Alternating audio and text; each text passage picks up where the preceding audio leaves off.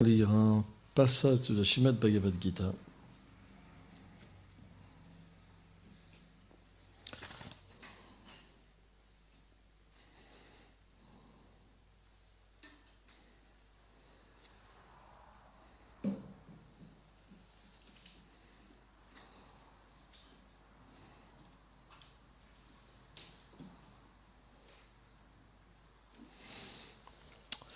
Chapitre 16, verset 22. Ete vimukta kunteyam tamum dvarestibim naram acham latyatmanam shreyas tato yati param gatim.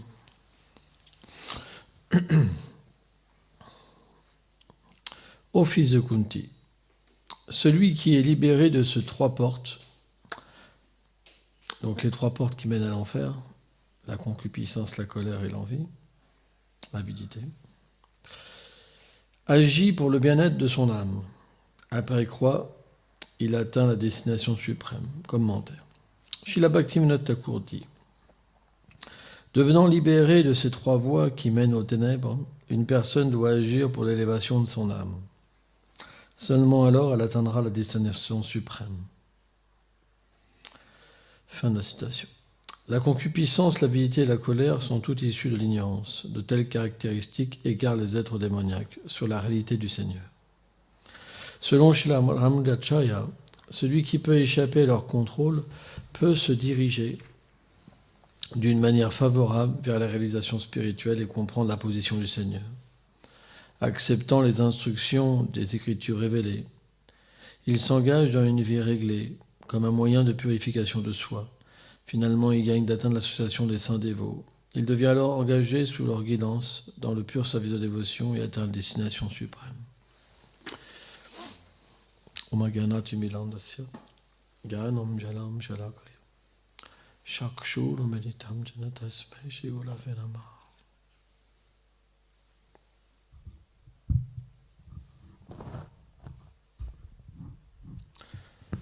Ishajve samudena vanva monabrata. Le Seigneur explique que quand l'être vient dans ce monde, il devient en opposition avec lui. Envie d'être Dieu et une opposition. C'est deux choses. Et naturellement, comme cette position, elle n'a rien à voir avec notre constitution en tant qu'âme, puisque nous sommes faits pour être un éternel associé du Seigneur, nous n'obtenons aucune satisfaction. Qu'est-ce que cette insatisfaction ouvre dans notre conscience? L'envie des autres. Qui n'est pas jaloux dans soi? Qui n'a jamais ressenti de la jalousie? Même envers des Vaishnavas. Si quelqu'un attire des gens, alors que nous, on attire aussi des gens, mais qu'il attire plus de gens, on n'aime pas l'association de cette personne. Parce que elle nous fait voir qu'il y a plus grand que nous. Si quelqu'un a une plus grande beauté, on est jaloux. Plus de puissance, on est jaloux, etc. La jalousie existe chez tous les êtres qui oublient leur condition éternelle. Et naturellement, la colère. La colère. Vous savez, quelqu'un qui est vraiment sincère, il peut percevoir cette colère en lui, un feu, cette insatisfaction, cette colère. Cette colère, elle nous dicte, ne fais pas ci, ne fais pas ça, ne fais pas ci, ne fais pas ça, parce qu'on est constamment frustré. Et parce que le cycle de mort et de renaissance, ça nous a donné une telle mauvaise expérience à chaque fois qu'on ne croit plus en rien. Beaucoup de gens sont comme ça. Ils reportent même leur expérience sur le Seigneur suprême. À quoi ça sert? Et même s'il existe, quelle sorte de personne c'est pouvoir créer un monde aussi pourri et pour que je puisse être aussi frustré. En fait, ça doit être le roi de la frustration, la suprême frustration. Il y en a qui pensent comme ça. Il y en a qui ne sont pas forcément complètement athées, mais ils ont la colère envers le Seigneur suprême.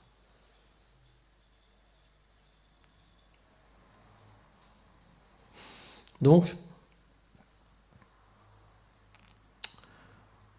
cette mauvaise position, elle est diamétralement opposée à notre constitution éternelle. Par exemple, prenons l'exemple du Seigneur Nityananda. Alors bien sûr, c'est le Seigneur suprême, Nityananda, celui qui est éternellement félicité.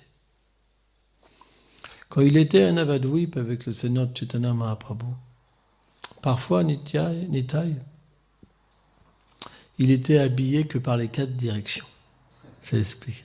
Il errait nu, complètement nu. Et il est intoxiqué par l'amour, juste habillé par l'amour. Complètement intoxiqué. Et parfois, il venait dans la maison de Sachimata. Et Chaitanya Mahaprabhu lui dit, mais qu'est-ce que tu fais habillé comme ça? T'as pas de vêtements? Et Nitai, il répondait quelque chose qui n'avait rien à voir. Il dit, tu veux pas me nourrir?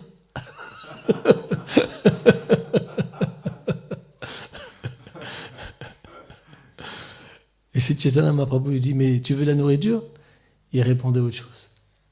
Il n'y avait pas de dialogue possible. Pourquoi? Parce qu'il était tellement intoxiqué par la présence du Seigneur Chaitanya Mahaprabhu qu'il ne pouvait même pas contrôler, en fait,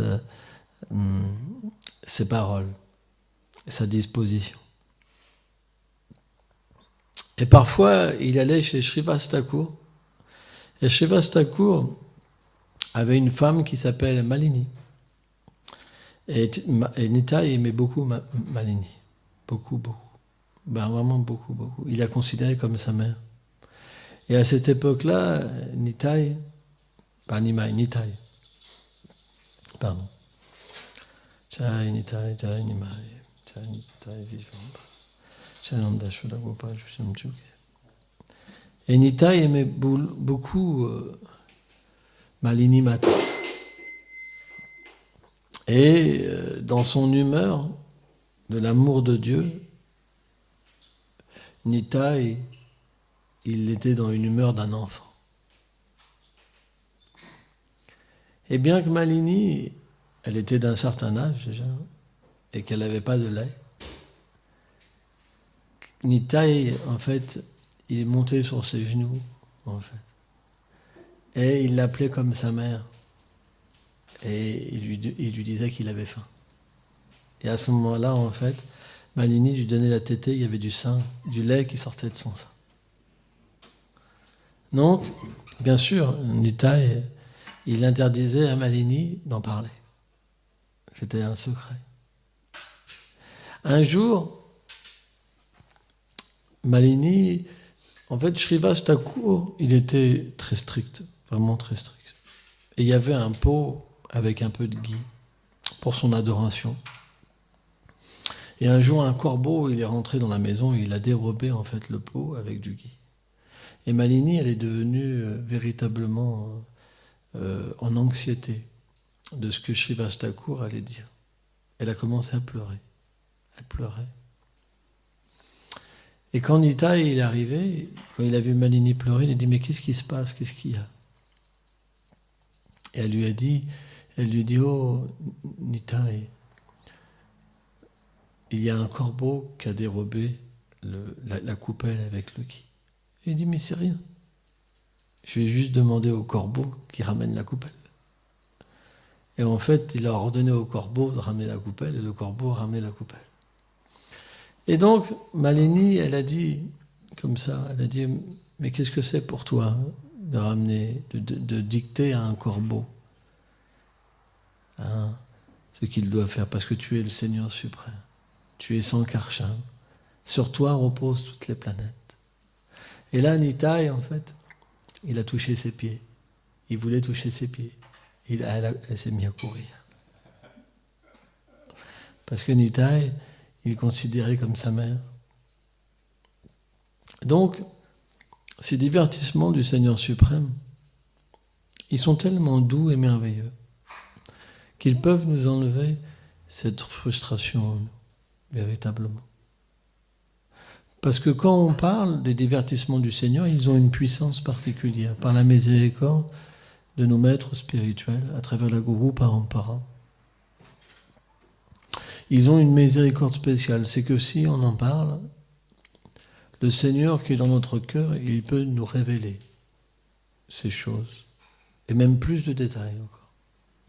Parce que Vrindavan Das Thakur, le Chaitanya Bhagavat, il a juste fait un résumé, sans vraiment de détails. Parce que toutes ces scènes-là, il y a beaucoup de détails. Parce que le Seigneur a des qualités illimitées, une puissance illimitée. Donc celui qui médite sur la personnalité de Nityananda, qui est la plus miséricordieuse, déjà il peut chanter le nom pur. Premièrement, par la grâce de Nityananda Prabhu. Parce que Nitai, il est venu pour donner Mahaprabhu, pour donner à l'océan, une goutte à chacun de l'océan de nectar de prême. C'est la position de Nityananda. Nityananda, dans son ivresse, s'est expliqué qu'il a cassé le barrage. Là, il y a un problème avec le son, il y a un arsène. Et ça va mieux. C'est expliqué qu'il a cassé le barrage. Parce que on devait avoir une qualification. Dans les divertissements de Krishna, on doit avoir une qualification. C'est très difficile d'entrer dans les divertissements de Krishna. Extrêmement difficile. Il faut une qualification illimitée. Mais dans les divertissements de Mahaprabhu, par la grâce de Nityananda Prabhu, cette qualification, elle est partie. Parce qu'il y avait un barrage. Ce barrage, c'était une qualification. Mais Nitai, dans son ivresse, il a pensé, qu'est-ce que c'est cette qualification ? Tous doivent l'avoir. Parce que lui-même s'est expliqué qu'il allait frapper aux portes de chaque habitant. Il tombait à leurs pieds avec des larmes et il leur priait de chanter les noms Gauranga. Et tous ceux qui chantaient le Gauranga Nam, ils devenaient la vie et l'âme de Nityananda. C'est pourquoi qui refuserait de chanter les noms de Gauranga ? C'est expliqué que Prema Bhakti court après celui qui chante les noms de Gauranga. C'est pour ça, chanter les noms de Radha et Krishna, ça ne sert pas à grand-chose dans l'âge de Kali, à moins d'avoir une grande qualification. Parce que c'est un royaume, Golok Vrindavan, où il faut la qualification 100%. Si vous n'êtes pas un Siddha, vous pouvez pas, un être parfait, vous ne pouvez pas y rentrer. Mais Chaitanya Mahaprabhu s'est expliqué que quand il est descendu, Krishna lui-même, quand il est descendu dans l'âge de Kali, pour expérimenter la position de Radharani, ses sentiments et sa propre douceur et beauté, il s'est intoxiqué lui-même. Il s'est perdu, en fait, dans cette miséricorde. Sridhar Maharaj, il dit Krishna, c'est la justice. C'est très important pour nous, même si on répète souvent les choses. C'est important parce qu'on oublie tout le temps. Sridhar Maharaj, il explique Krishna, c'est la justice. Mais Mahaprabhu, c'est la miséricorde. Mais pourquoi ? Parce que c'est le même Krishna. C'est parce que il devient recouvert par les sentiments de Srimati Radharani. Parce que Radha est très miséricordieuse. C'est elle qui engage tous les êtres dans le service de dévotion. Et elle n'oublie jamais personne. C'est un principe. On voit, par exemple, j'avais posé cette question une fois à Bhaktivedanta Narayana Goswami Maharaj, la position de Mara Yashoda, il m'avait répondu que Mara Yashoda est une manifestation de Radharani dans le Vatsalya-rasa. Quand Radharani veut servir Krishna en tant que mère, quand Krishna désire une mère, alors Radharani se manifeste en tant que Mara Yashoda. Et donc on voit dans le divertissement de Damodar, par exemple, quand le lait, on voit que Mara Yashoda avait commencé à faire cuire du lait et à barater aussi du yaourt. On voit quand Krishna a commencé à prendre la tétée et que cette compétition entre le lait de Krishna et la soif du Seigneur a commencé à se manifester. Le lait, il a pensé que ça fonction n'avait plus d'existence. Pourquoi ? Parce que le lait, il a aussi une nature de Vatsalya Rasa, de s'occuper de Krishna. Rien n'est inerte dans le monde transcendantal. Et le lait, finalement, elles viennent des vaches qui sont dans Vatsalya Rasa, mais le lait lui-même est une personne. Et le lait, qu'est-ce qu'il a pensé ? Il a pensé, à quoi sert ma position ? Parce que je ne peux pas rivaliser avec Mary Yashoda. Elle a le plus grand prème pour le Vatsalya, pour le sentiment parental. Elle a le plus grand amour parental. Elle est la plus belle, elle a la plus haute position. Personne, en fait, ne peut avoir sa position. Et je ne peux pas rentrer en compétition avec elle. C'est ça le principe d'un bhakta, l'humilité, la dépendance des Vrajbasi. Au monde transcendantal de Golok Vrindavan, les uns sont abandonnés aux autres. Et quand Mary Yashoda, tout de suite, elle a compris le sentiment du lait. Parce que ces habitants, ils sont tellement d'une nature élevée qu'ils peuvent ressentir naturellement la douleur des autres et la dissiper. C'est ça un sadhu. Un sadhu, c'est qu'il a le potentiel de comprendre la douleur des êtres et de la dissiper. Or, d'où vient la douleur dans le monde matériel ? De l'ignorance. En donnant la connaissance, on chasse l'ignorance. C'est pour ça qu'un sadhu, il distribue la connaissance. C'est l'acte de générosité le plus grand, les gopis expliquent.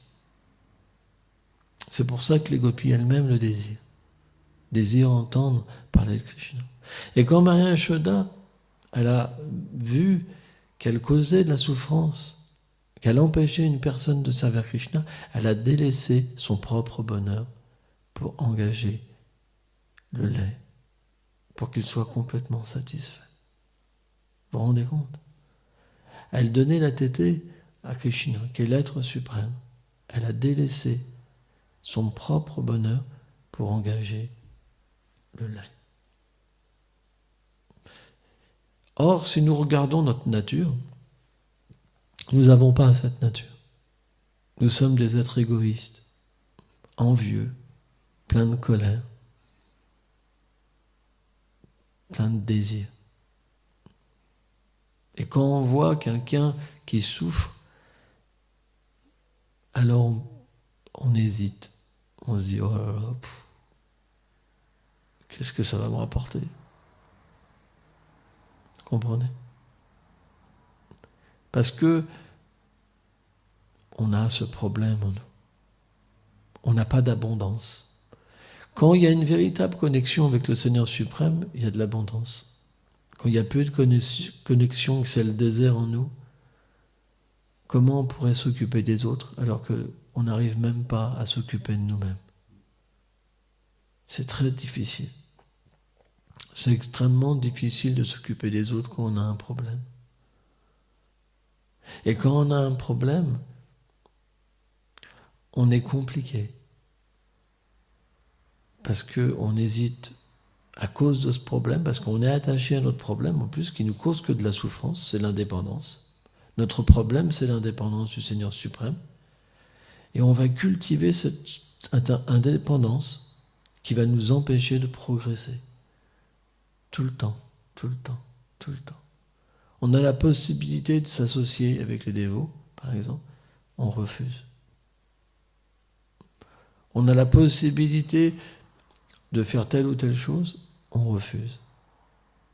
Parce qu'on pense que notre indépendance, elle est supérieure, que cette souffrance qui nous ronge, elle a une importance. C'est la folie. On est des fous. On est complètement fous. Et ça peut durer des vies, des vies, des vies, des vies, des vies, des vies, des vies, des vies. Les Vaishnavas veulent nous sauver, nous donner leur miséricorde, mais on n'en veut pas. Parce qu'on trouve que c'est pas adapté à nous. On n'est pas sûr. Mais pourquoi on n'est pas sûr ? Si on regarde bien, c'est notre indépendance qui nous dit ça. Reste dans ton ignorance. Souffre, reste dans ton ignorance. C'est la meilleure voie. Tu es tellement merveilleux. On sait que c'est faux. On sait qu'au fond de nous-mêmes, cette parole de duplicité qui apparaît par le mental fourbe, ça ne sonne pas en harmonie avec la vérité. Mais on l'écoute.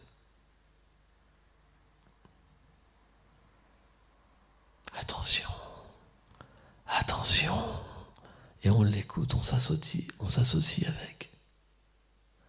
La colère, c'est une bonne chose. Regarde, grâce à ça, tu te maintiens. Tu as de la force. Tu as la position. Tu as raison d'avoir de l'avidité. Et d'être envieux. Parce qu'ils ne sont pas du tout qualifiés. Et on se situe dans ce niveau bas. Et on souffre en même temps. On sait que c'est faux, mais on n'a pas le choix. Parce qu'on s'associe avec le mental, qui sont les impressions de nos vies passées. Comment s'en sortir? On est tous à ce niveau-là. Si quelqu'un fait un kirtan, on va penser il est fier. Ça ne veut pas dire que c'est la vérité, ça veut dire qu'on a un problème. Parce qu'on aimerait bien être à sa place et faire la joie aux autres. Mais on va se dire, tiens, il est fier, par exemple. Mais c'est nous qui avons un problème. Si on était pur, on ne pourrait pas voir ça. On voit simplement ce qu'on est. S'il n'y avait pas d'impureté, comment on pourrait voir les fautes chez les autres? Avant tout, c'est notre faute qu'on applique sur les autres. Donc, notre solution, la seule, c'est d'avoir un savoir supérieur qui puisse nourrir notre intelligence. Le Seigneur explique ça. Tasmat agna sambhutam. Sitatmana. Tasmat agna sambhutam. Il y a un mot que j'ai oublié, je suis désolé. Mais le Seigneur explique que cette conception du mental qui nous apporte le doute, il doit être coupé par la connaissance, par l'épée de la connaissance. Or, ces livres-là, comme la Bhagavad Gita et le Srimad Bhagavatam, ils sont directement les paroles du Seigneur suprême. Si on a foi dans ces paroles, alors on peut avoir l'association du Seigneur et nourrir notre intelligence. Or, dans la Bhagavad Gita, Krishna explique que le mental est supérieur au sens, que l'intelligence est supérieure au mental. Donc, par l'intelligence qui est nourrie spirituellement, on va pouvoir naturellement s'identifier comme un dévot et contrôler le mental. Quand il va nous dire « Oh, oh », on va dire « Oh, ça c'est pas la vérité ». Et vous allez voir qu'il va reculer tout de suite. Il va reculer. Et on va réaliser qu'on s'était fait avoir. Et plus on va nourrir notre intelligence, plus le mental va devenir purifié. Et finalement, il va devenir notre ami. Après, il va vouloir devenir un dévot, il va vouloir s'engager par lui-même. Et on deviendra fixé dans le service de dévotion. Parce que nos impressions seront remplacées. Toutes les impressions seront remplacées par des impressions dévotionnelles. Et même s'il reste des petites impressions, quand ils vont venir, ça va nous écœurer. Terrible. Avant, on aimait bien. Ça nous faisait chuter la vie spirituelle. Mais c'était pas très important. Vie sexuelle illicite, c'était pas très important. Parce qu'on aimait ça. Mais au fur et à mesure que l'intelligence est nourrie et que le mental est purifié, après, rien qu'une pensée charnelle, ça nous donne envie de vomir, c'est expliqué. Mais vomir, comme quelque chose qui est vraiment...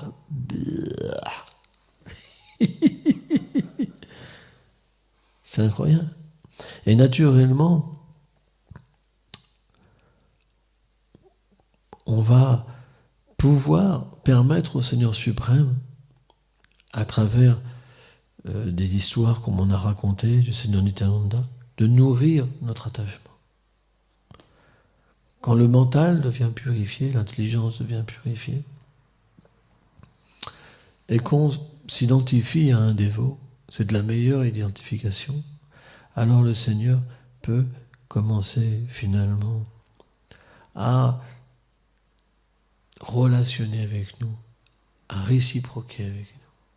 Et c'est ce qu'explique ce verset. Il faut un certain niveau de pureté.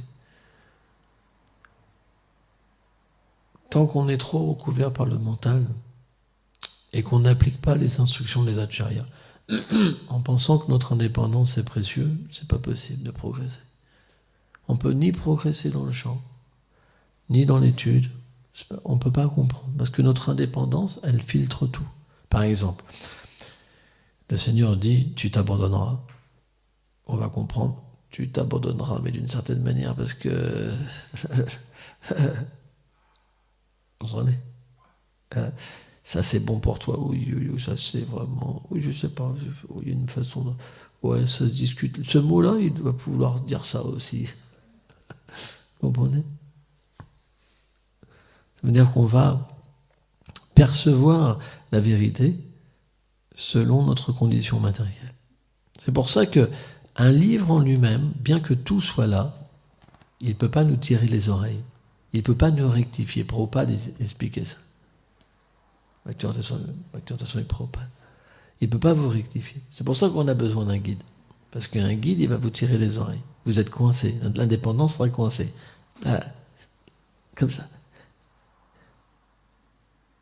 On ne peut pas par nous-mêmes comprendre l'essence de la Bhagavad Gita, du Srimad Bhagavatam. On a besoin des sadhus. Pourquoi Krishna a dit Tadvidi Paripasena ? Parce que le sadhu, comme il a pu voir la vérité,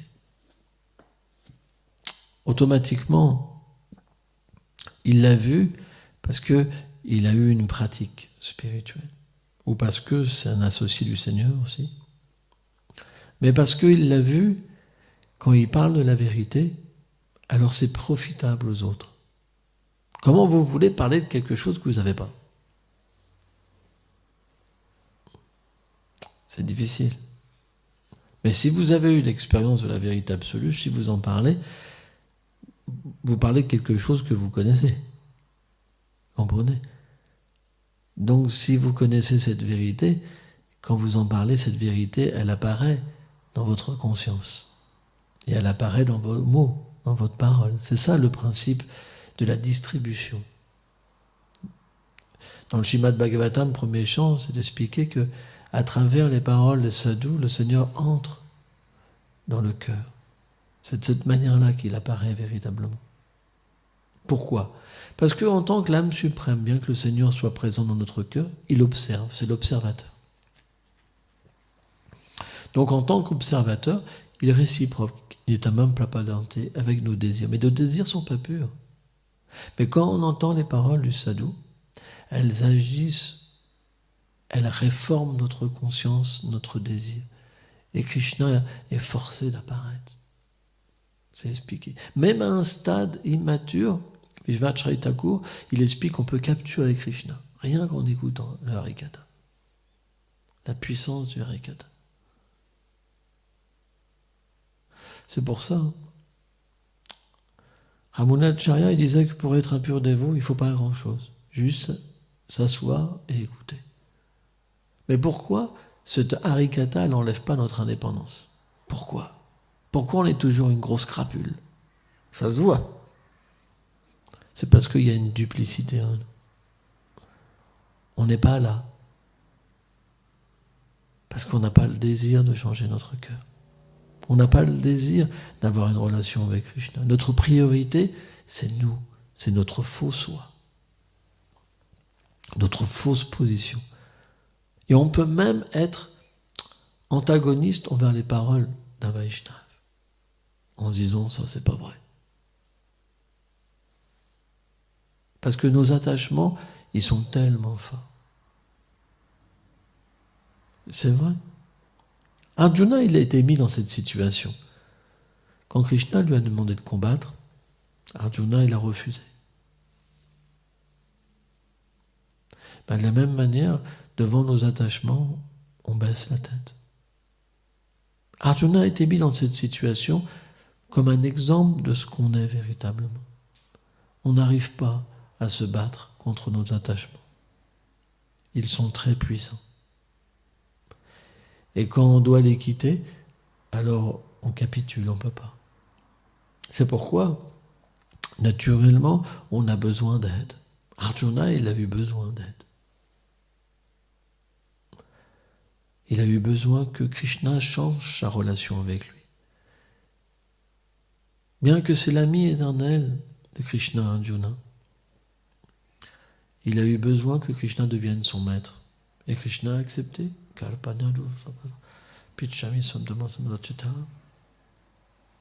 Arjuna lui a dit, à partir de maintenant, je change cette relation.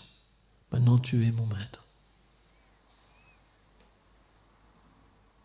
C'est pourquoi, dans notre vie, on a besoin du principe du gourou. Parce qu'Arjuna en a eu besoin. Parce que Krishna veut que les choses soient ainsi. Par nous-mêmes, il y a des choses qu'on ne pourra pas dépasser. Quelqu'un qui ne veut pas dépasser les choses, il ne s'abandonne jamais à un gourou. Vous les voyez, un jour ils veulent se faire initier, un jour ils ne veulent plus, un jour ils veulent se faire initier, parce qu'ils sont attachés à rester comme ça vie après vie. Même le maître spirituel, il sait déjà qu'est-ce qui va se passer. Il dit, ok, quand tu seras prêt, tu viendras me voir. Et il y en a qui ne peuvent même pas se faire initier dans la vie, dans cette vie-là. Parce que ils sont rongés par l'indépendance. Parce qu'ils savent que s'ils sont initiés, ils vont devoir suivre des instructions. Et c'est difficile pour les gens ordinaires.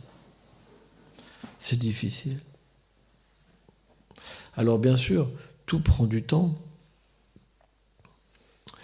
Et on ne doit pas se forcer, être,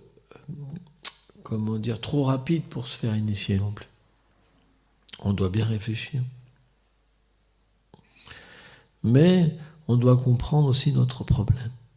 Est-ce que notre problème, je vais pouvoir le résoudre par moi-même? Est-ce que j'y arrive? Non. On a besoin d'aide. En proportion qu'on accepte l'aide, en proportion on dépasse notre problème. Et pourtant c'est tellement dur d'accepter de l'aide. C'est tellement difficile. Qui n'a pas de difficulté à accepter de l'aide?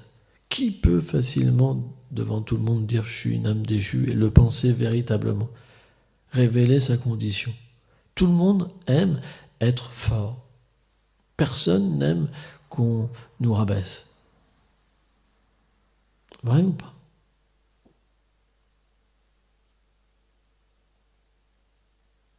Après tout, Maharaj, comme on a vu hier, quand il est apparu, Prithu et Sachi, ils sont apparus des bras de Vena.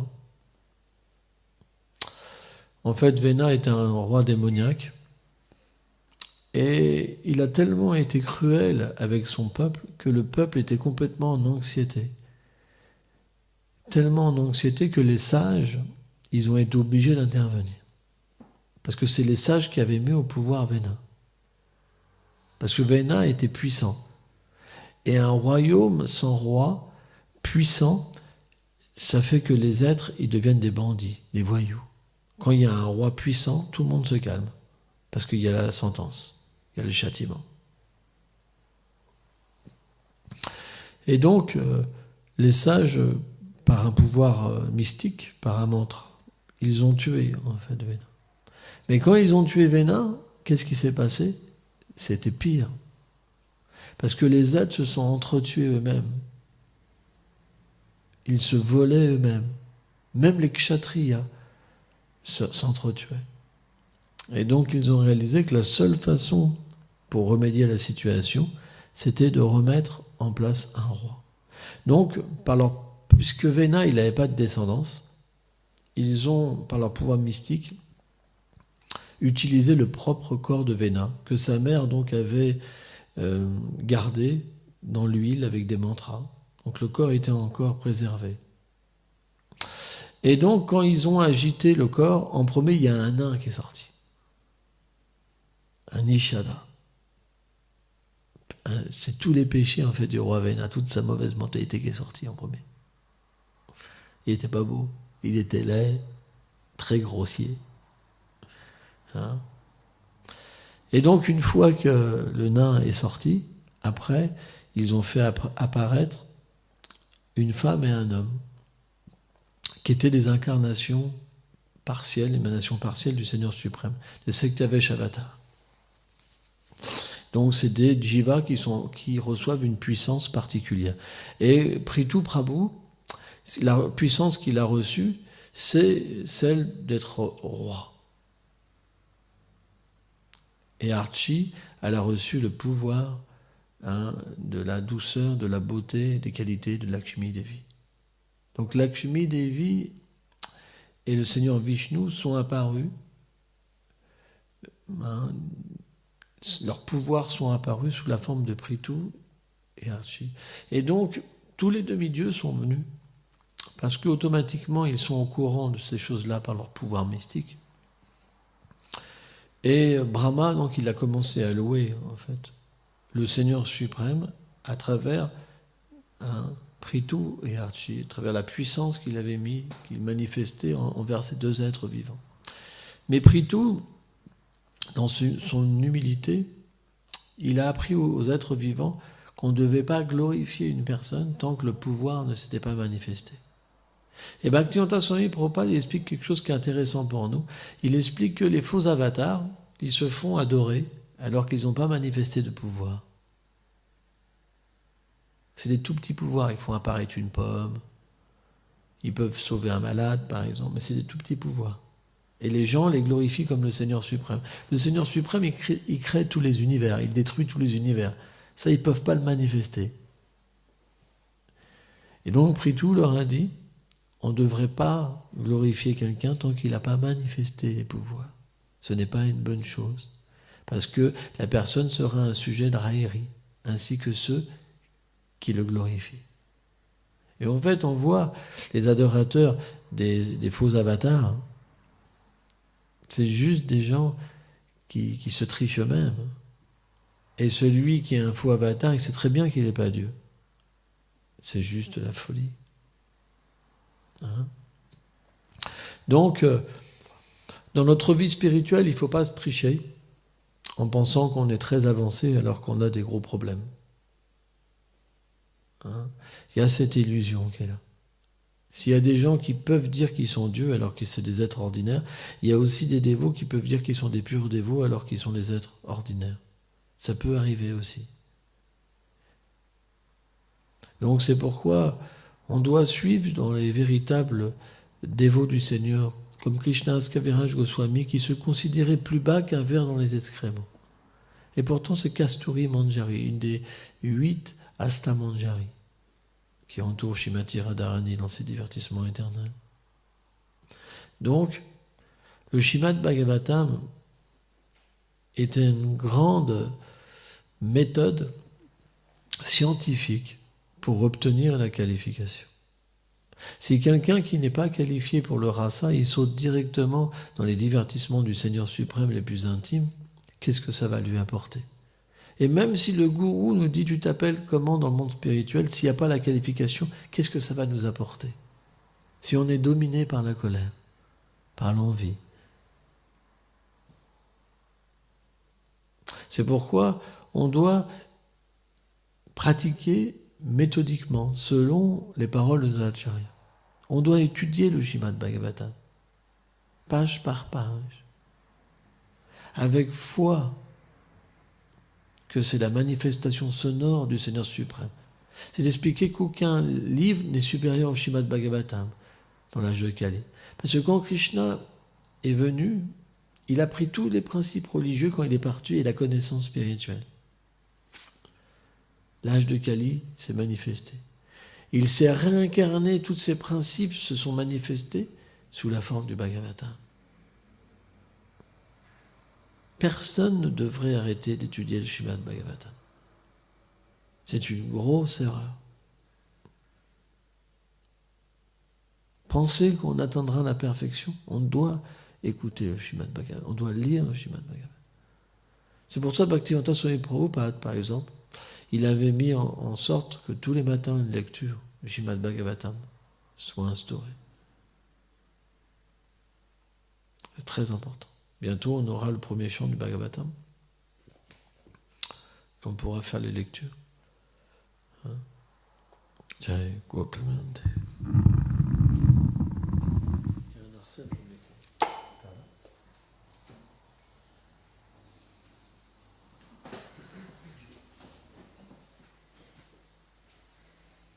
Tiens, approche. Je vais mettre une guirlande à ton indépendance. Allez, non, laisse pas te mettre. Allez.